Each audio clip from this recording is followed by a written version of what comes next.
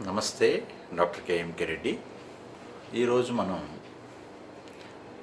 స్టెంట్స్లో heart అటాక్కు సంబంధించి treatment పరంగా వాడే స్టెంట్స్, కొరోనరీ స్టెంట్స్ అంటారు.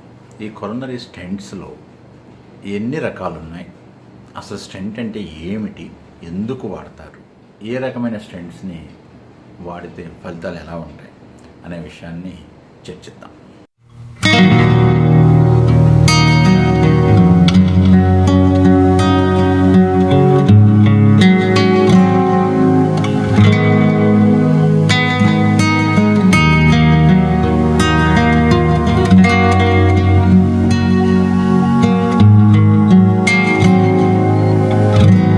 మనం ఇంతకుముందు వీడియోస్లో చెప్పుకున్నట్లుగా ఒకానొక standard therapy for a heart coronary blocks, అంటే కొరోనరీ ఆర్టరీ అనేది హార్ట్కి సంబంధించి బ్లడ్ సప్లై ఇచ్చే వెసల్.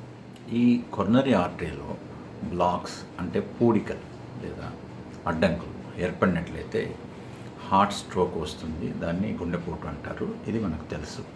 సో ఇలా వచ్చినప్పుడు ఈ పూడికలను తొలగించే ఒకానొక మార్గం, ట్రీట్ చేసే ఒకానొక మార్గం, ఇంపార్టెంట్ మార్గం ఏమిటంటే, పద్ధతి ఏంటంటే స్టెంట్స్ అమర్చడం. సో స్టెంట్స్ అనగానే ఎవరికి రుచించని విషయం ఇది. ఎందుకనంటే హార్ట్ ఏమిటి, మన స్టెంట్స్ ఏమిటి, హార్ట్ అటాక్ ఏమిటి, nobody likes it, I know that. But ఇక్కడ మనం అర్థం చేసుకోవాల్సింది, అవగాహన పెంచుకోవాల్సిన విషయం ఏమిటంటే, ఇవన్నీ కూడా అవసరం వచ్చినప్పుడు మనం ఏ విధంగా నిర్ణయం తీసుకోవాలి, మనకి ఈ అవగాహన ఉపయోగపడుతుందా అనే విషయాన్ని తెలియజేయడానికే ఇది ఉద్దేశించబడింది. కాబట్టి స్టెంట్స్ అనేవి చూడ్డానికి బాహ్యంగా, ఫిజికల్గా ఒక మన బాల్ పాయింట్ పెన్ స్ప్రింగ్ ఎలా ఉంటుందో అలా ఉంటుంది. ఒక మెటాలిక్ స్ట్రక్చర్తో ఒక సన్నటి వైర్ తీసుకొని ఒకదానికొకటి లింక్ చేస్తూ సంథింగ్ లైక్ స్లాటెడ్ ట్యూబ్ లాగా వైర్ మెష్తో అమర్చినట్లుగా ఉంటుంది. ఇందులో రకరకాల స్టెంట్స్ ఉన్నాయి. ఒకప్పుడు మొదట స్టెంట్ మొదలైనప్పుడు బేర్ మెటల్ స్టెంట్ అనేవాళ్ళు, అంటే కేవలం మెటాలిక్ స్టెంట్ ఉండేది విత్ డిఫరెంట్ ప్లాట్ఫామ్స్. తర్వాత కొబాల్ట్ క్రోమియం స్టెంట్స్ వచ్చాయి.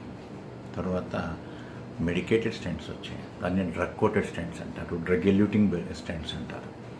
ఈ స్టెంట్స్ని డ్రగ్ ఎల్యూటింగ్ స్టెంట్స్లో కూడా first generation, second generation, third generation అని ఇలా డ్రగ్ ఎల్యూటింగ్ స్టెంట్స్ కూడా over a period of time evolve అయ్యాయి.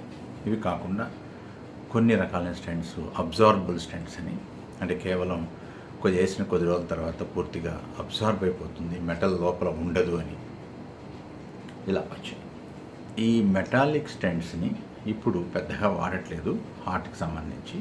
రీజన్స్ ఏమిటంటే మెటాలిక్ స్టెంట్స్లో రీస్టినోసిస్ రేట్స్ ఎక్కువగా ఉన్నాయి. అందుకని ఇప్పుడు అన్నీ చాలా వరకు స్టెంట్ అనగానే వెంటనే గుర్తొచ్చేది, వేసేది drug eluting stents, drug coated stents. అంటే మందు పూసినవి స్టెంట్. ఏదైతే ఒక మెష్ అని అన్నామో, స్ప్రింగ్ లాంటి మెష్ని, దానికి ఒక టైప్ ఆఫ్ మెడికేషన్ని అమరుస్తారు. ఆ మెడిసిన్ లోనకి వెళ్ళి అక్కడ కూర్చుంటే ఏదైతే రీస్టినోసిస్ అంటున్నామో ఆ రీస్టినోసిస్ మళ్ళా క్లోజ్ కాకుండా వెసల్ని కాపాడుతుంది. సో రీస్టినోసిస్ రేట్స్ బాగా తగ్గిపోయింది డ్రగ్ ఎల్యూటింగ్ స్టెంట్స్ వచ్చాక.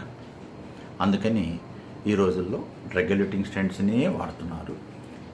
మామూలు బేర్ మెటల్ స్టెంట్స్ రేర్గా వాడతారు కొన్ని ప్రత్యేకమైన పరిస్థితులు. లేదు, ఇప్పుడు కిడ్నీ వెజల్కి వేస్తారు, వాటిల్లో బేర్ మెటల్ స్టెంట్స్ వాడతారు. అలాగే పెద్ద పెరిఫరల్ వెజల్స్, పెద్ద నాళాలు, వాటిల్లో బేర్ మెటల్ స్టెంట్స్ ఇస్తారు.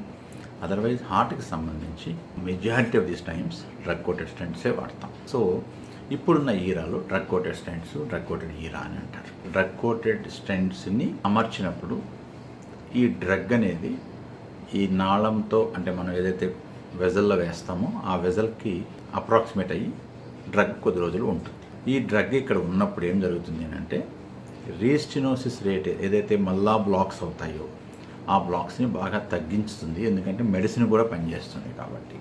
సో సెల్ని ప్రోగ్రెస్ కాకుండా, గ్రోత్ రాకుండా ఈ మెడిసిన్స్ ఏదైతే డ్రగ్ కోటెడ్ స్టెంట్స్కి సంబంధించి మనం ఏదైతే మెడిసిన్ లోపల వదులుతున్నామో స్టెంట్తో పాటు, అది అక్కడే ప్లేస్లో ఉంచి రీస్టినోసిస్ రాకుండా కాపాడుతుంది.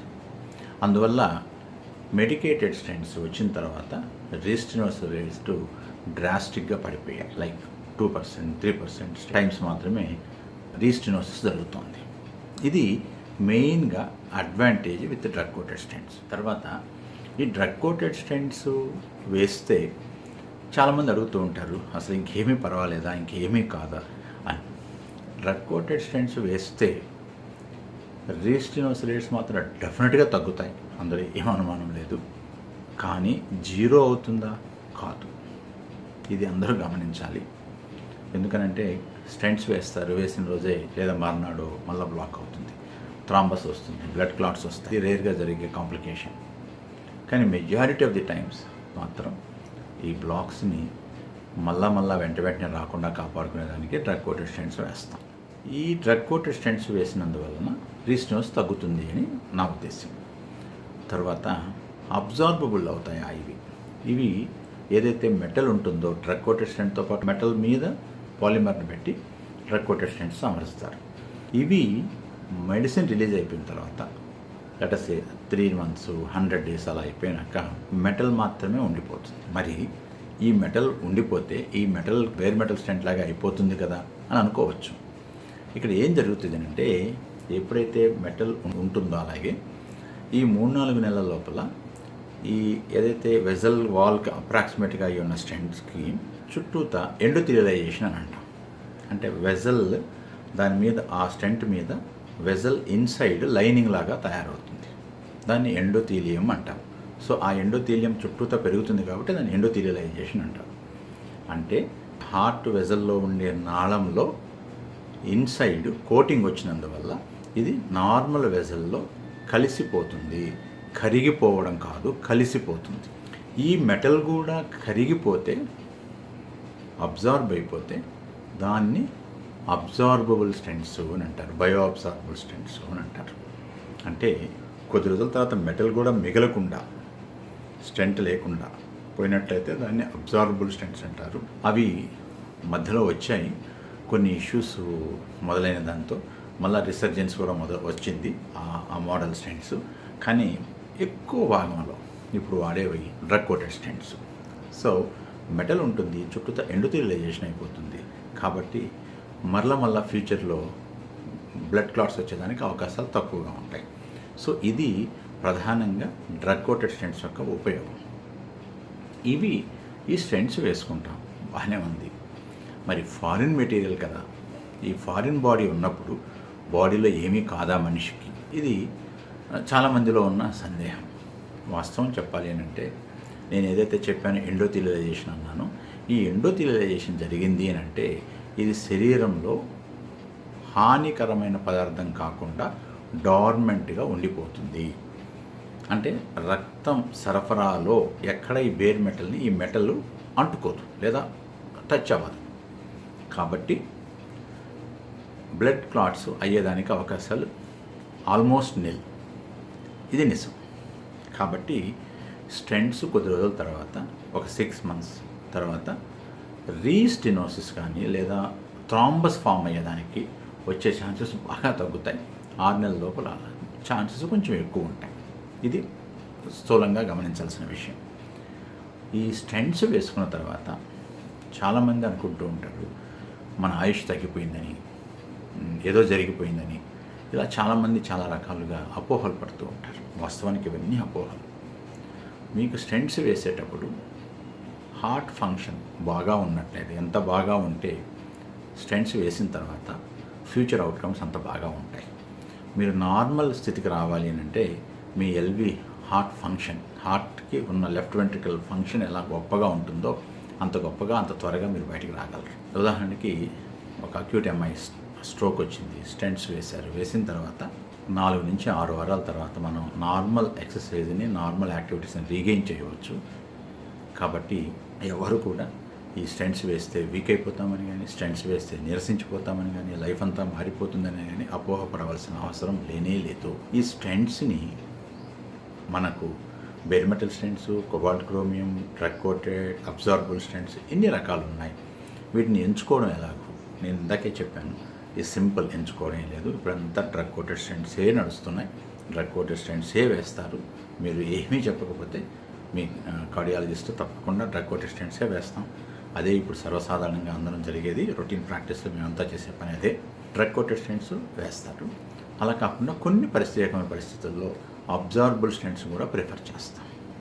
ఆ ప్రత్యేకమైన పరిస్థితులు ఏంటంటే యంగ్ పేషెంట్ ఉన్నారు. ఎందుకు అంత విరివిగా ఇది వాడడం లేదు అని అంటే కొంత డేటా ఈ మోడల్ని అంటే ఈ టైప్ ఆఫ్ టెక్నాలజీని ఇంట్రడ్యూస్ చేసి రీకాల్ చేసి మళ్ళీ రీఇంట్రడ్యూస్ అవుతా ఉంది. కాబట్టి దీని మీద ఇంకొంచెం కాంక్రీట్ డేటా పెద్ద స్టడీస్ రావాల్సిన అవసరం ఉంది. అందువలన ఇది కొంచెం స్లో ప్రోగ్రెస్లో ఉంది. But over a period of time మనకు we will definitely able to understand what is happening, is there an advantage with an absorbable stent or is there any disadvantage and all. But as of now the main stent is a drug coated stent.